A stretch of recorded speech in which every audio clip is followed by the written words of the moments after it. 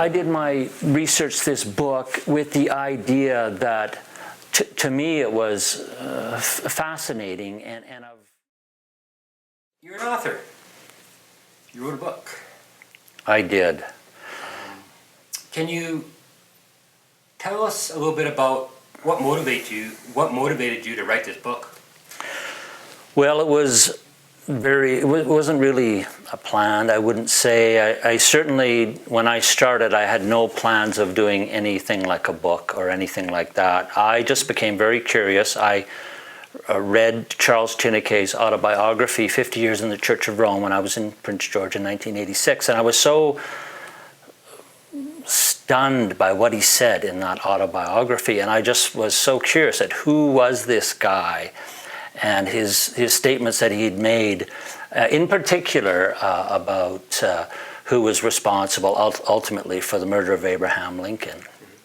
And that's what got me started. I wrote to some archives in Illinois, and I got some answers back, and I actually got a friend in Chicago who I would go and stay with, and actually most people didn't know I was doing this research, but I would go and research at the Chicago Public Library, or the Newberry Library, or Chicago History Museum, or go down to Springfield, and I just continued on with this, and then probably 10 years into it, I thought maybe I should do something with this. So. Great, awesome. Now, the topic about this, Abraham Lincoln. Yeah, just hold up for the camera. Yeah, okay. You're a little higher there. Yeah, that's good. Okay. Yeah, that's good. Now, what the most interesting fact that I understand from the book is that the truth of the history about Abraham Lincoln is not the truth that you found out. Well, I think there's more to it. And Chinekay's allegation, Charles Chinekay's allegation, was that it was ultimately the Jesuits who were responsible for Lincoln's murder. And I'm living in British Columbia, but I still knew who Abraham Lincoln was. I knew he was a great American president and some things about him. And I just got very curious. And through my research, I came to believe or certainly find much evidence to support Chinekay. I didn't find he made any mistakes of historical importance. He had some typos in his book, but I found he was very trustworthy in what he said. I wasn't there when there was a conspiracy made to murder Lincoln. Chinekay wasn't there, but there is, I believe, strong evidence for that. Okay. Now, in the book, I haven't read it yet, so you'll have to enlighten me a few things. So, in the book, are you going from what point in history with Abraham Lincoln are you starting with? Are you starting towards his end of just before he was assassinated?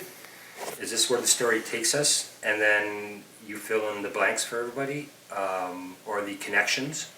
Can you sort of go through the book, or can you just give some highlights to sort of give the viewers understanding about the book and why they should buy it and read it?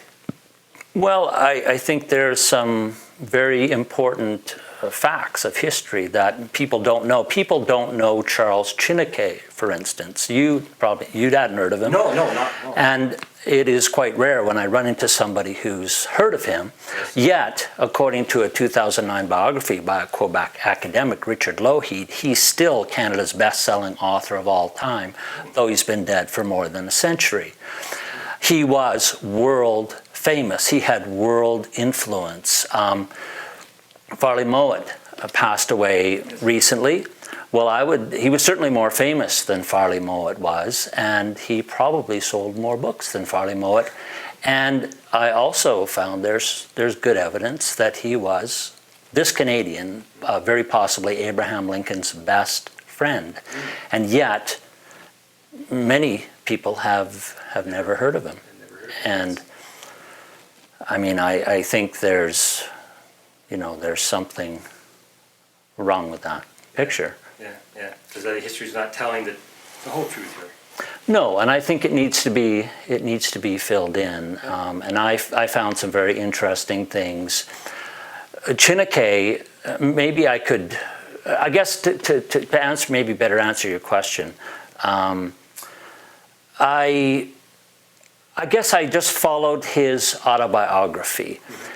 I gave from his birth up to the time when he met Lincoln, and summary of Lincoln's life in case people didn't know, and then how they interacted and what Chineke's allegations were and the truth to them, plus other information about what the Roman Catholic Church has done in history.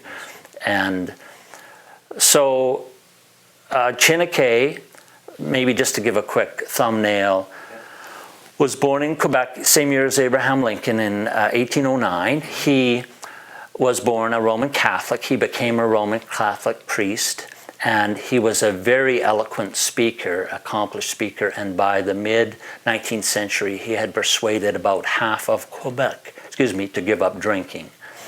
And most of the households in that province had a portrait of him in their household. And then he was invited by the second Bishop of Chicago, Olive Van de Velde, to start a French-Canadian Catholic colony south of Chicago on the Untamed Prairie, because a lot of French Canadians were leaving Quebec for better opportunities in the United States and losing their religion. So he did that, and then there was a new Bishop of Chicago, Anthony O'Regan, with whom Chineke clashed very publicly. And I think people were very interested in this priest who wasn't backing down from this bishop. And ultimately, this clash, according to Chineke, resulted in the bishop being summoned to Rome and removed as the Bishop of Chicago. But as part of that, he hired Abraham Lincoln to defend him in two court cases in 1856. And the second case was the most high-profile libel case in Lincoln's career. They had big crowds came, not because Lincoln was involved, but because Chineke was involved. And that was 4 years removed about from when Lincoln became president-elect. And then Chineke left the Roman Catholic Church with 1,000 of his countrymen, and he was called after that the Martin Luther of America and the Canadian Luther. But as I said, my research in the second case in 1856, where Lincoln was involved, a young woman from Chicago, according to Chineke, came, and when she showed up at court, that ended the case because she had direct evidence that a witness against Chineke had perjured himself. Well, I went looking for her journal. I didn't find her journal, but I found two of her living relatives, one in New York and one in Utah, who knew nothing about their connection to Abraham Lincoln. Oh, wow. But that took me through libraries and cemeteries, and so it was interesting. Yeah, very interesting. To find all this information about people that's been long gone, and bring the truth, bringing the facts and the truth to everybody that has been buried and lost. Well, yeah, you would think so, but it's very fascinating what's sitting in libraries, what's sitting in archives, and they're sitting there because no one went looking for it. I don't think anyone has sort of done a modern exploration of Chineke, just with an open mind, willing to go whichever way the evidence takes them. That's great. Surprised when you go to like the CBC and present this, and you had some run-ins or issues with CBC. Can you elaborate on that? Well, I did my research this book with the idea that to me, it was fascinating and of national importance to both Canada and the United States. I mean, Lincoln, you may be interested to know that since his death, which next year will be the 150th anniversary, there's more than 100 books written every year about him. It's just stunning interest in him and the Civil War, because it was a really pivotal time, not only in U.S. history, but in world history, because really that was the great experiment in self-government, in democracy. And if that had failed and broken in two, then the aristocrats in Europe would have said, well, there's the common man, they can't govern themselves. I mean, obviously that's a failed model of government. And so it is, I think it's very important, and there is, as I say, continued interest. And it is, so when I do these things, when I do this research, I'm surprised when you go to like the CBC and present this and get absolutely nothing.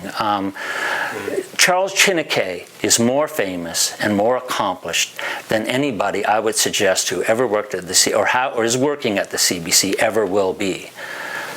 In all likelihood. None of them, when they die, are going to get their obituary on the front page of the New York Times. Charles Chineke got there, and that's very difficult. It's an exclusive club. Yeah. And so I have been pursuing the CBC because they get hundreds of millions of dollars of our tax money to supposedly promote things that are Canadian.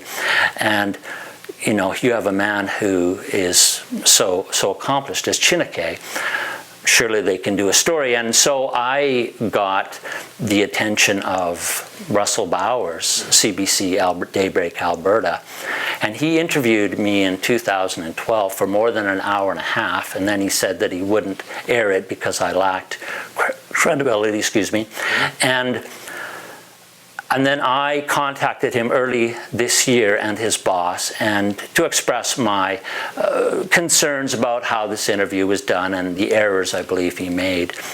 And he sent me an incredible email, and if you don't mind, I'll just quote what he said. Yeah, you bet. He said, now at the end of that interview in 2012, I said, do you want to see my book? And he said, sure, and I sent a copy to him. Now, the mail isn't perfect. Yeah. I sent it off, it wasn't tracked. He emailed me back in February 27th of this year and said, you have collected a vast amount of facts and stitched them together into a spurious tale devoid of veracity, accountability, and solidity. And I thought, oh, well, I'll have to contact him and say, well, can you give me a specific point? And then several days later, on March 1st, he again emailed me and said, at this point, I still don't even have a copy of your book, so how can I be sure it exists? So how can you make a statement when you've not even seen the book, according to his own? Yeah. My book has been reviewed by Ford's Theatre National Historic Site. And if you want to write a book about the Lincoln assassination, that I would suggest is the top of where you want it sold. They don't just accept any book. Bill O'Reilly's book, Fox News's Bill O'Reilly wrote a book, and they rejected it for historical errors and lack of documentation. So, interestingly now, Russell Bowers isn't, and I brought this to the attention of the president and his boss, and who told me that he had been talked to about doing this, and so now we don't know exactly what happened, but he's now no longer at that job. He's at another job where he has a much smaller audience. So but I really feel that the CBC ought to cover this story. Well, yeah, and we pay tax dollars to them, so they should be representing the Canadian interest. Yeah. But they seem to be lacking for some reason in this. We got a little sense of what your book's about and the issues you've been having getting the information out, as we talked about with CBC and unsettling email, I guess, from from the fellow from CBC. So now you've been doing book signings around in Alberta. I met you at Chapters in Red Deer. So that's how we connected.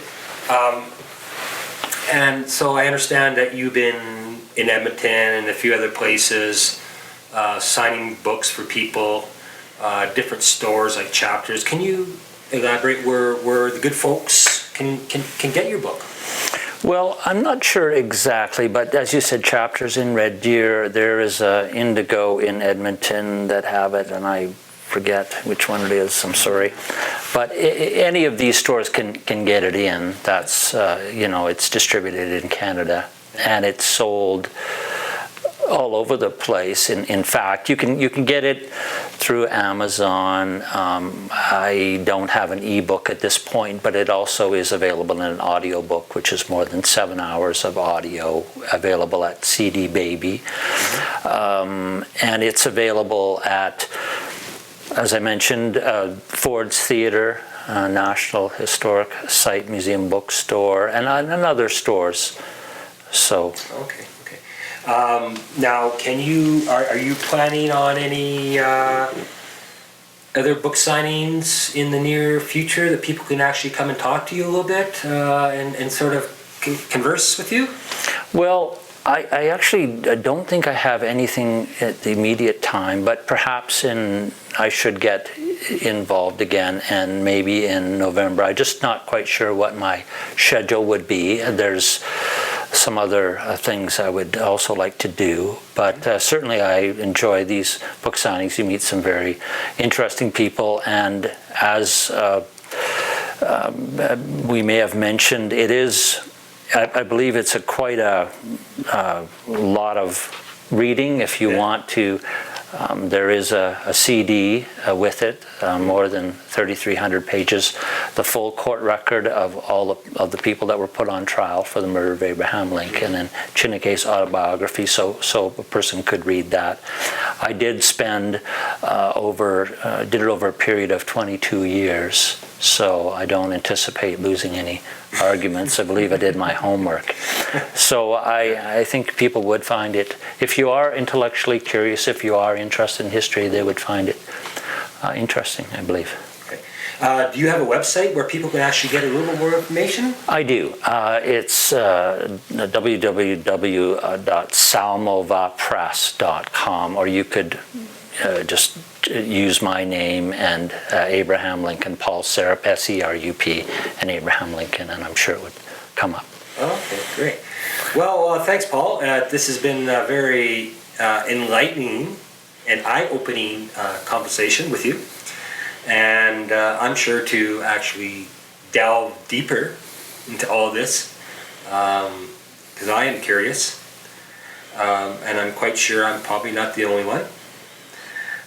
So this is David Miazga for RedDeerCityTV.ca in lovely Calgary, Alberta at the Comfort Inn. Take care.